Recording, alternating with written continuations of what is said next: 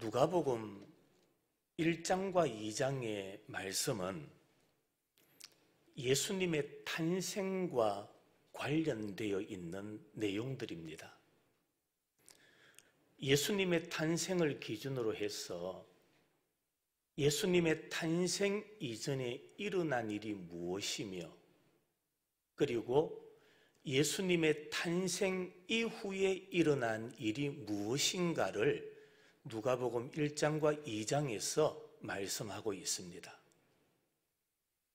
누가복음 1장 5절부터 오늘 25절까지의 내용은 세례 요한에 관하여 말씀하고 있습니다. 여러분은 궁금한 점이 없습니까? 예수님의 탄생에 대한 말씀을 하기 전에 왜 세례 요한에 관한 이야기를 먼저 이야기할까? 예수님의 탄생에 관한 기사 앞에 왜 세례 요한의 출생에 관한 내용을 언급하고 있을까? 이 세례 요한의 출생을 보면 예수님의 탄생과 아주 깊은 관계를 가지고 있다는 것을 우리가 발견하게 됩니다. 먼저 우리가 살펴볼 것은 사가랴와 엘리사벳의 신앙생활입니다. 사가랴, 엘리사벳, 그들이 누굽니까? 세례 요한의 부모입니다. 사가랴는 당시에 제사장이었다라고 말씀하고 있습니다. 오늘 누가복음 1장 6절 말씀을 한번 보실까요? 화면에 보시면 나옵니다. 이 두 사람이 하나님 앞에 어떤 사람이라고요? 의인이니 주의 모든 계명과 규례대로 어떻게 했습니까? 흠이 없이 행하더라고 말씀합니다. 이 한 구절의 말씀이 사가랴와 엘리사벳의 신앙생활의 모습을 우리들에게 그대로 보여주시는 말씀입니다. 여기 보니까 그들은 하나님 앞에 무엇이었다고요? 의인이었다. 여기 하나님 앞에 의인이다, 이 말은 하나님의 인정을 받는 사람이다, 그 말입니다. 하나님의 인정을 받았던 사람, 하나님께서 보실 때에 바른 자들, 하나님의 명령을 온전하게 지키는 자들, 하나님의 긍정적인 평가를 받았던 사람, 그가 바로 사가랴와 엘리사벳이었다라고 말씀하고 있습니다. 여러분, 이 말씀을 보면서 우리가 하나 깨닫는 게 있습니다. 아무리 사람이 잘난 척하고 똑똑한 척해도 하나님께서 인정하시지 않으면 아무런 의미가 없습니다. 아무리 자기가 잘난 척한다 해도 하나님께서 인정해 주시지 않으면, 하나님께서 인정하는 사람이 되지 못하면 그 사람의 인생은 아무런 의미가 없다라는 사실을 우리는 깨달아야 합니다. 그러니까 삶의, 신앙의 옳고 그름의 기준이 누구냐? 바로 하나님이십니다. 우리는 옳고 그름의 기준을 자꾸 내 자신에게 둘 때가 많습니다. 그러나 사가랴와 엘리사벳을 볼 때에 하나님이 그를 의롭다라고 여겨주신 겁니다. 하나님께 인정을 받았다라는 말입니다. 여러분, 오늘 이 시대는 사가랴, 엘리사벳과 같이 하나님께 인정받는 사람들이 많아져야 됩니다. 우리 성도들이 그런 사람이 되기를 바랍니다. 사람으로부터도 칭찬을 받아야 되겠지만 사람의 칭찬이 다가 아닙니다. 하나님께서 인정하는 사람, 하나님 앞에서 바르게 사는 사람. 오늘 여기서 한 가지를 더 말씀하고 있죠. 사가랴와 엘리사벳은 뭐가 없이 행하였다라고 말합니까? 흠이 없이 행하였다라고 말합니다. 흠이 없이 행하였다. 다르게 표현하면 바르게 살았다 이 말입니다. 바르게 살았다. 비난받거나 책망받을 것이 없이 산 사람이다 이 말입니다. 이 세상에는 잘 사는 사람이 있는가 하면 바르게 사는 사람이 있습니다. 세상은 잘 사는 사람이 되기를 원합니다. 그러나 우리 하나님은 잘 사는 사람이 아니라 바르게 사는 사람이 되기를 원하고 계십니다. 오늘 사가랴와 엘리사벳 흠이 없이 행하였다 이 말은 그들은 하나님 앞에서 바르게 살았다라는 말입니다. 여러분, 우리도 하나님 앞에 바르게 살기 위하여 힘쓰는 자가 되기를 바랍니다. 하나님 앞에서 흠없이 의롭다 인정받는 삶을 살아가는 자가 되어야 할 것입니다. 또한 이 사가랴와 엘리사벳은 성실했습니다. 성실한 자입니다. 8절 말씀에 보니까 하나님 앞에서 제사장의 직무를 행할세. 9절 주의 성전에 들어가 분향하고 23절 자기 직무의 날이 다 되매 집으로 돌아가니라. 사가랴 그는 자기 직무에 최선을 다하는 성실한 사람, 책임감이 있는 사람이라는 말입니다. 사람에게 있어서 능력은 똑같지 않습니다. 능력은 사람에 따라서 다 차이가 있습니다. 그 능력을 가지고 이렇다 저렇다 말할 수는 없습니다. 왜냐? 그 사람의 능력이 그만큼이기 때문입니다. 능력은 다 차이가 있어요. 그러나 최선을 다하는 자세는 똑같아야 됩니다. 모든 성도는 최선을 다해야 됩니다. 하나님을 섬기는데 최선을 다해야 되고 하나님의 영광을 위하여 우리 모든 성도는 게으르지 말아야 됩니다. 나태하면 안 됩니다. 하나님의 인재 등용 기준이 무엇일까요? 세상은 사람을 사용하는 기준을 능력이라고 말합니다. 그러나 하나님께서 사람을 사용하시는 기준은 능력이 아닙니다. 얼마나 성실한가, 얼마나 진실한가, 얼마나 최선을 다하는가, 책임감을 가지는가, 그것을 보고 하나님은 사용하신다라는 말입니다. 사가랴는 자기의 직무가 끝날 때까지 집에도 가지 않았다라고 말합니다. 직무가 뭡니까? 직무. 하나님이 나에게 맡겨주신 책임 사역, 그것이 직무입니다.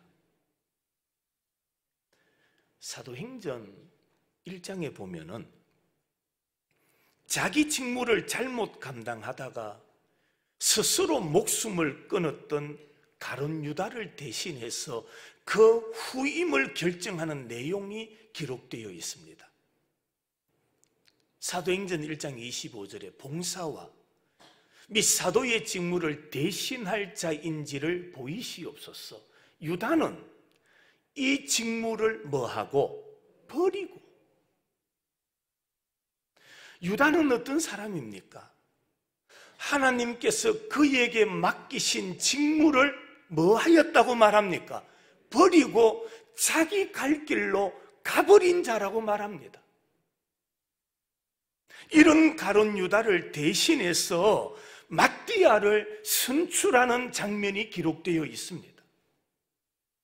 성도 여러분, 사가랴처럼 자기 직무를 밤을 새우고 집에도 들어가지 않는 그런 사람들이 나라를 위하여, 교회를 위하여 쓰임받아야 하는 겁니다. 여러분, 우리 교회도 그렇습니다. 한국 교회도 그렇습니다. 자기 직무를 성실하게 감당하는 사람들이 일을 맡아야 되고, 그리고 그 일을 감당하게 하도록 우리는 기도하고 협력하는 자가 되어야 하는 겁니다. 사가랴, 엘리사벳, 그들은 자기 직무를 감당하는 일에 성실했다라고 성경은 말씀하고 있습니다. 그뿐만 아니라 그들은 기도하는 사람이었습니다. 기도의 사람. 오늘 13절 말씀에 보니까 사가랴여 무서워하지 말라. 너희의 간구함이 뭐하였다고 말합니까? 들렸다라고 말합니다. 사가랴만 기도했던 게 아닙니다. 앞에 나오는 10절 말씀을 한번 보실까요? 사가랴가 성소에 들어가서 하나님께 분향하고 있는 동안에 누가? 모든 백성들이 그 분향하는 시간에 밖에서 뭐 하고 있었습니까? 제사장만 기도한 게 아니에요. 제사장이 성소에 들어가서 분향하며 하나님 앞에 기도할 그때에 백성들도 성소 밖에서 함께 기도했다라고 말합니다. 제사장 사가랴와 백성들 간에 서로 하모니가 이루어졌다라는 말입니다. 여기 사가랴를 향하여 천사가 말하죠. 너의 간구함이 들린지라. 너의 간구함이 들렸다. 이 말은 일종의 무시간적 부정과거 형태입니다. 그러니까 사가랴는 과거에도 하나님 앞에 기도하는 소리가 들렸고 지금도 하나님 앞에 기도하는 소리가 들렸다 이 말입니다. 사가랴의 기도는 일회적인 기도가 아니었다라는 말이죠. 또 기도하고 또 기도하고 또 기도하고 기도하는 시간을 놓치지 않았다라는 말입니다. 사람이, 우리 성도가 자기 직무, 자기 직업, 자기 일, 노동에 시달리다 보면은 기도 시간이 소홀해질 수 있습니다. 신앙인들이 가장 열정을 내어야 되고 가장 부지런해야 될 이 기도 시간을 일하다 보면 바쁘다는 핑계로, 힘들다는 핑계로 제일 먼저 포기하는 게 뭐냐? 기도라는 겁니다. 성도 여러분, 기도는 쉬면 안 됩니다. 한번 따라 하실까요? 기도를 쉬면 안 됩니다. 기도를 쉬면 안 돼요.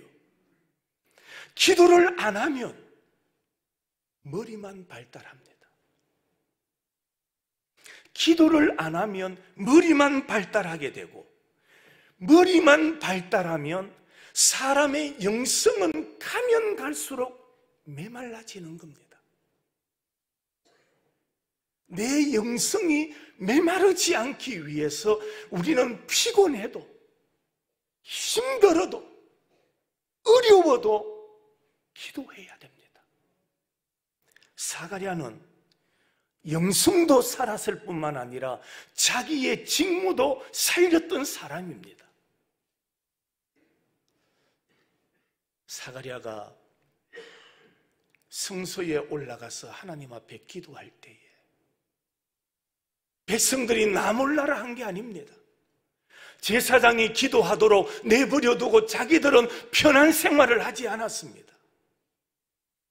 그들도 성소 밖에서 모든 백성들이 모여 그들도 함께 기도했다라고 말씀하고 있습니다.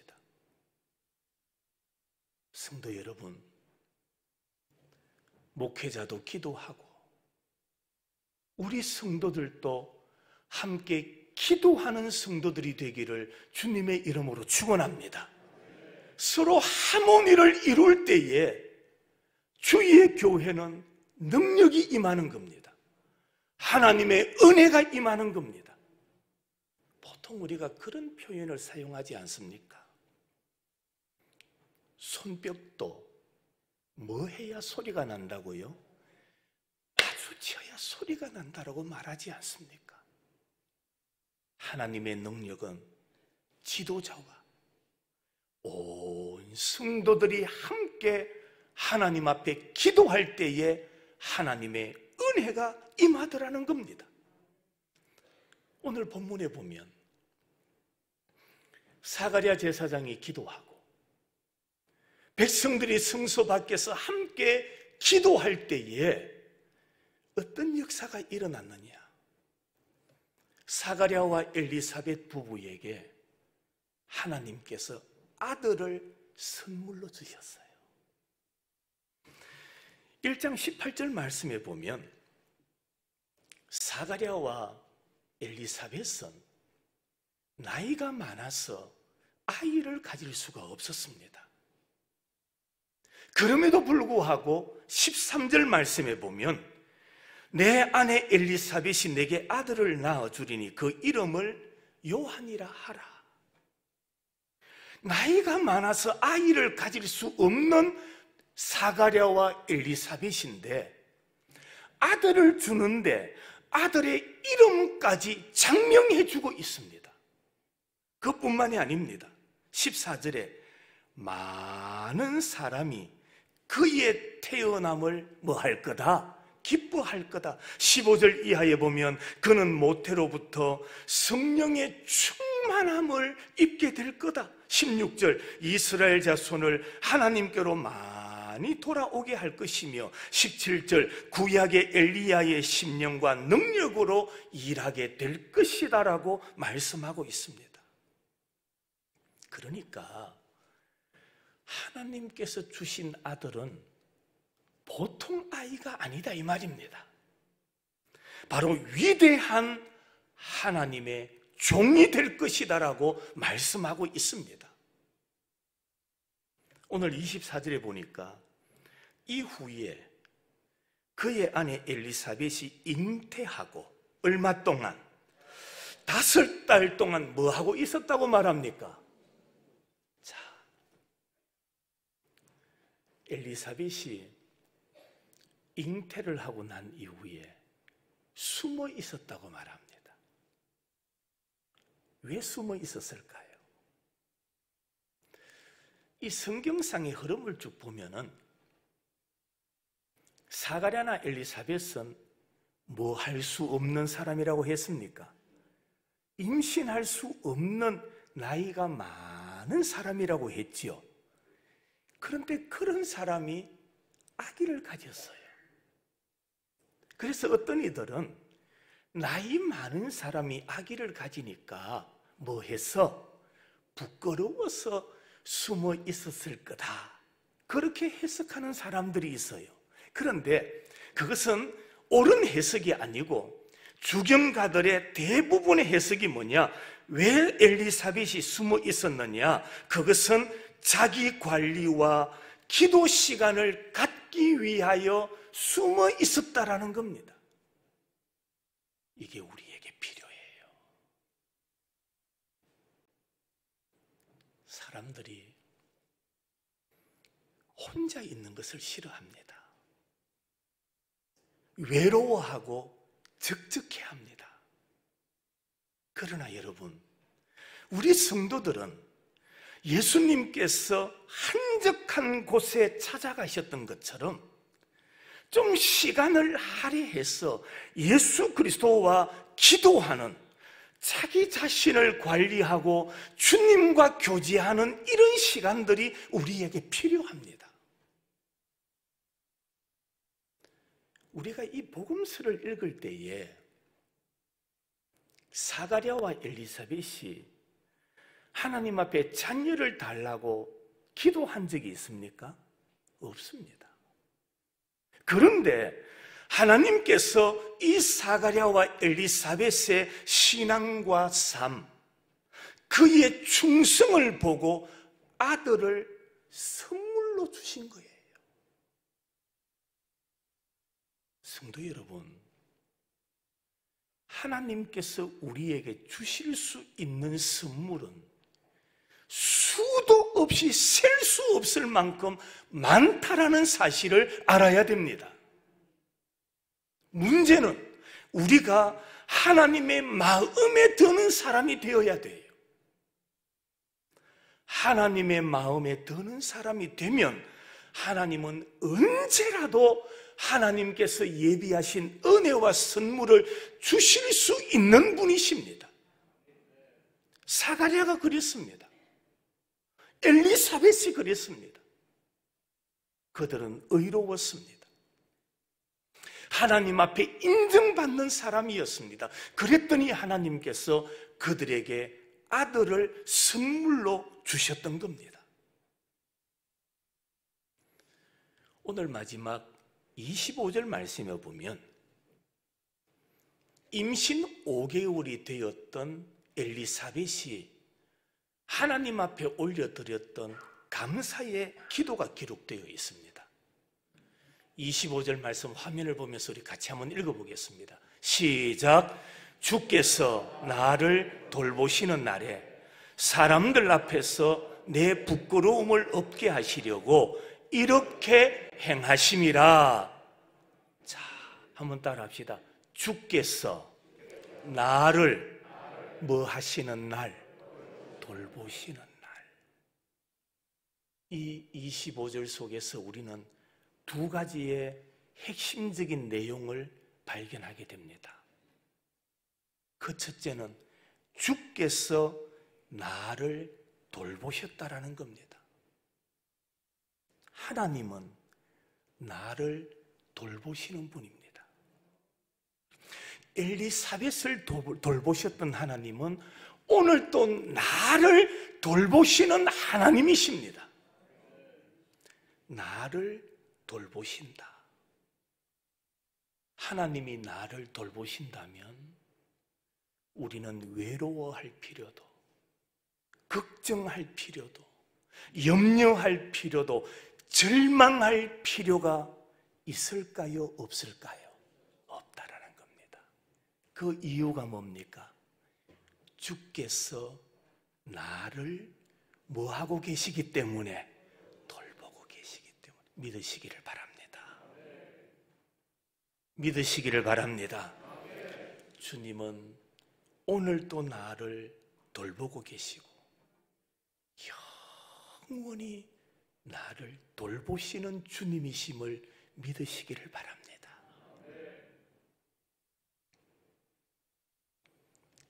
자식은 부모를 잊어버리고 살아갈 때가 많아요. 자식은 부모를 외면하고 살 때가 많아요. 그러나 부모는 그렇지 않아요. 맛있는 것을 먹을 때도 자식 생각나고, 좋은 것을 입을 때도 자식이 생각나고, 행복한 일이 있을 때도 자식이 생각나는 거예요. 주님은 우리의 구원자가 되십니다. 주님은 우리를 돌봐주시는 분입니다. 내가 건강할 때도 돌봐주실 뿐 아니라 병들고 힘들고 지쳐 있을 그때도 하나님은 나를 돌봐주시는 분이십니다. 주께서 나를 돌보시는 날. 사랑하는 성도 여러분, 오늘 이 말씀을 여러분의 마음에 새기십시오. 한번 따라합시다. 주께서 나를 돌봐주십니다. 믿으십니까? 또 하나는 내 부끄러움을 없게 하셨다라고 말합니다. 여기 부끄러움, 이 말은 비난, 불명예, 모욕, 그런 뜻입니다. 단순한 수치심 정도가 아니라 깊은 고뇌와 근심 속에 빠뜨리는 치욕을 말하는 겁니다. 이런 부끄러움을 없게 하시려고 치워버리신다라는 말입니다. 가져가버리신다는 말입니다. 하나님께서 이 부끄러움을 베어버리신다라는 말입니다. 우리나라도 그렇지만은 유대인 여성들은 임신을 축복으로 여겼어요. 건강한 사람들은 쉽게 임신이 되니까 그걸 복으로 여기지 못하는 사람들이 많습니다. 그런데 주위에 보면은 겉은 건강한데 후손이 없어서 고생하는 분들이 있어요. 그런 것을 볼 때에 임신을 한다는 것은 하나님께서 주시는 얼마나 큰 복인지, 얼마나 큰 은혜인지. 그런데 엘리사벳의 기도는 단순한 임신 문제가 아니라 인간의 부끄러움, 인간의 수치를 해결해 주시는 하나님의 큰 손길을 노래하고 있는 겁니다. 자, 구약으로 돌아가 볼까요? 창세기 3장에 보면 먹지 말라 한 선악과를 따먹은 아담과 하와, 선악과를 따먹음으로 말미암아 자기들이 뭐하였음을, 벗었음을 보고 부끄러워하게 됩니다. 그래서 하나님께서 그들에게 어떻게 하십니까? 아담아 어디 있느냐? 하나님께서 찾아와서 아담을 부르시니 아담이 하는 말이 내가 벗었으므로 두려워하여 뭐하였나이다? 숨었나이다 라고 말합니다. 그때 3장 21절에 보면 하나님께서는 부끄러워하는 아담에게 무엇으로? 가죽으로 옷을 지어 입히셨다라고 말합니다. 우리 하나님은 우리의 부끄러움을 감싸주시는 분이십니다. 하나님은 우리의 부끄러움을 덮어주시는 하나님입니다. 죄의 결과가 뭡니까? 죄의 결과는 수치요, 부끄러움이요, 멸망이요, 죽음으로 이어집니다. 그 문제를 해결하기 위하여 예수님께서 이 땅에 오신 겁니다. 우리의 수치와 죄를 해결하시기 위하여 예수님이 친히 십자가를 지신 겁니다. 그것이 바로 성탄의 의미입니다. 성도 여러분, 주께서 나를 돌보시기 위하여 이 땅에 오셨습니다.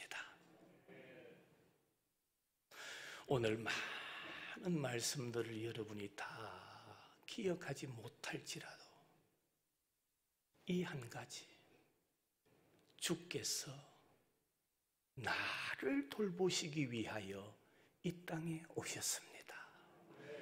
여러분의 마음에 꼭 새기고 돌아가십시오. 나를 뭐 하시려고? 돌보시려고. 누가? 주께서. 나를 돌보기 위하여 오신 이 주님을 찬양하는 계절, 이 주님께 영광 돌리는 계절이 되기를 주님의 이름으로 축원합니다.